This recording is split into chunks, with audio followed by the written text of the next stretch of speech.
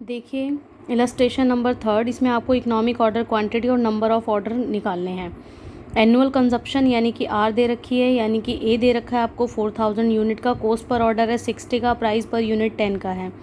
Storage यानी कि S है, storage and carrying cost as a percentage of average inventory calculate करके दिया हुआ है 3 पर यूनिट का है। तो √2AB अपॉन एस के हिसाब से √2 इंटू ए एनुअल कंजप्शन है 4000, बी बाइंग पर ऑर्डर है 60 अपॉन में एस यानी कि स्टोरेज और कैरिंग कॉस्ट दी हुई है 3 पर यूनिट के हिसाब से। तो ये आपका कैलकुलेट करके हुआ 1,60,000 का रूट हुआ 400 यूनिट। अब आपको नंबर ऑफ ऑर्डर निकालने के लिए क्या करेगा, ए यानी कि एनुअल रिक्वायरमेंट अपॉन में economic order quantity. Annual requirement 4000 की है, डिवाइडेड बाय 400 रुपये, तो आपके number of order in a year, साल में आप कितने ऑर्डर दे रहे हो उसे 10 पर ऑर्डर। इलस्ट्रेशन नंबर 5 में annual demand for an item is 3200 unit है।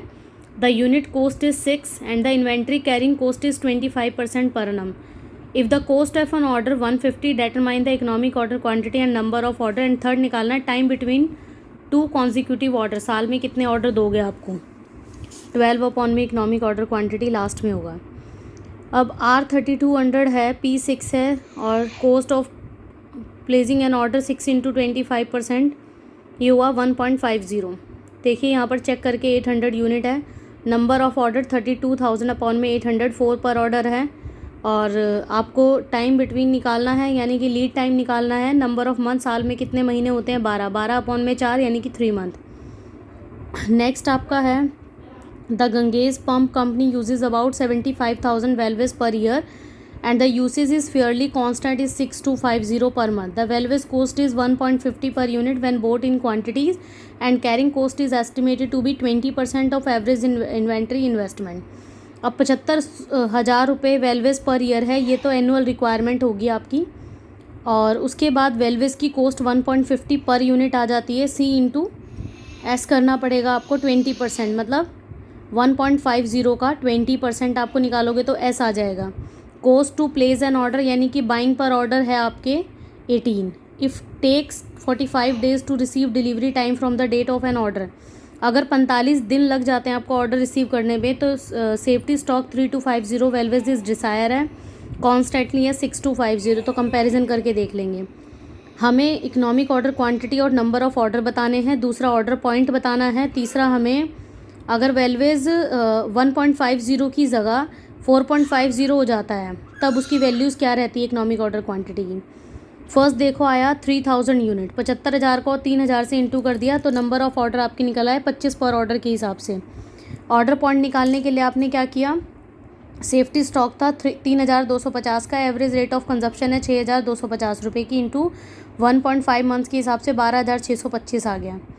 अगर हमने 1.50 की जगह 4.5 यानी कि अब हमने 4.5 रुपये का 20% करना है, उस हिसाब से आपकी इकोनॉमिक ऑर्डर क्वांटिटी 1732 रुपये आती है। और इसका अगर नंबर ऑफ़ ऑर्डर निकालना है तो वही एनुअल अपॉन में इकोनॉमिक ऑर्डर क्वांटिटी। 6th में देखिए calculation of total inventory cost. Total inventory cost के लिए आपको 3 वैल्यू का समअप करना पड़ेगा। पहले परचेज प्राइस ऑफ मटेरियल यानी कि मटेरियल कॉस्ट, और मटेरियल कॉस्ट निकालने के लिए आर इंटू पी रहेगा। आर यहाँ पर एनुअल कंजप्शन है, पी यहाँ पर rate of material per unit है। ये आपका अब काम आने वाला है। इकोनॉमिक ऑर्डर क्वांटिटी निकालो विद और विदाउट डिस्काउंट में। फिर total ordering cost, total ordering cost को एक्विजिशन कॉस्ट भी बोलते हैं। ये equal to the cost per order है, कैपिटल आर अपॉन में Q0 क्वांटिटी पर ऑर्डर और कॉस्ट पर ऑर्डर।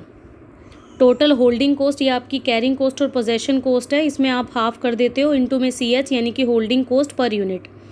फिर TIC टोटल इन्वेंट्री कॉस्ट के लिए तीनों को ऐड कर दोगे, मटेरियल कॉस्ट को, ऑर्डरिंग कॉस्ट को और होल्डिंग कॉस्ट को। तीनों को ऐड होने के बाद आपका टोटल इन्वेंट्री कॉस्ट आ जाता है। अब कहता है क्वांटिटी डिस्काउंट या प्राइस ब्रेक क्या होता है। देखो ये एक ऐसा ऑफ़र है जो सप्लायर की तरफ से जो है एक प्रोड्यूसर को दिया जा रहा है, मैन्युफैक्चरर को दिया जा रहा है, तो वो एक साथ बहुत सारी डिमांड क्रिएट कर सकता है या उससे ज़्यादा भी कर सकता है।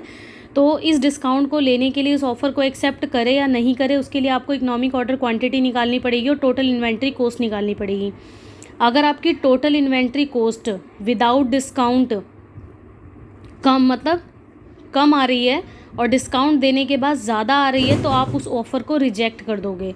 अगर डिस्काउंट देने के बाद आपकी टोटल इन्वेंट्री कॉस्ट कम पड़ रही है तो आप उसको एक्सेप्ट कर लोगे। इस क्वेश्चन में ये बताया हुआ है, ये है आपका क्वांटिटी डिस्काउंट। देखो यहाँ पर समझो ध्यान से कि a factory buys and uses a component for a production at 10 per unit. Annual requirement A दे रखा है, सी 10% है, मतलब 10 का 10% ₹1 एस आ जाएगा। ऑर्डरिंग कॉस्ट पर ऑर्डर यानी कि बी बाइंग पर ऑर्डर है 40। The purchase purpose that as an ordering cost is very high it is profitable to place a single order for the entire requirement. कि अगर पूरे ही उसके एंटायर रिक्वायरमेंट के लिए आप एक सिंगल ऑर्डर देते हो तो सप्लायर क्या करेगा, 2000 यूनिट एक टाइम में आप खरीद लेते हो तो आपको 2% का डिस्काउंट देने के लिए तैयार है। तो क्या आप उसकी इस प्रपोजल को एक्सेप्ट करोगे या रिजेक्ट कर दोगे, आप बताइए। देखो क्वेश्चन के अकॉर्डिंग आपका आया 400 यूनिट पर ऑर्डर। अच्छा, इसका अगर हमें नंबर ऑफ ऑर्डर निकालना है तो क्या करना पड़ेगा, 2000 अपॉन में 400, ये आया 5 पर ऑर्डर इन अ ईयर। अब आपको टोटल इन्वेंट्री कॉस्ट के लिए 3 पॉइंट निकालने पड़ेंगे। पहला आएगा मटेरियल कॉस्ट।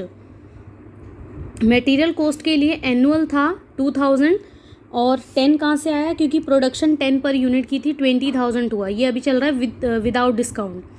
फिर टोटल ऑर्डरिंग कॉस्ट निकालने के लिए वही आपका एनुअल रिक्वायरमेंट अपॉन में इकोनॉमिक ऑर्डर क्वांटिटी और इनटू में कॉस्ट पर ऑर्डर आ गया आपका 200।